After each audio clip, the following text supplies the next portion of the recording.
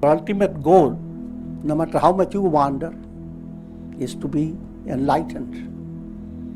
The role of the Devi is to let the soul break three fetters: karma, kama, avidya. Every movement of the soul is related to God. A reflected sun cannot go out of the rule of the sun. It is raga dvesha that puts the soul back into the world again and again. Kali, the solution of the world process. Kali is one who wraps up time and crushes it.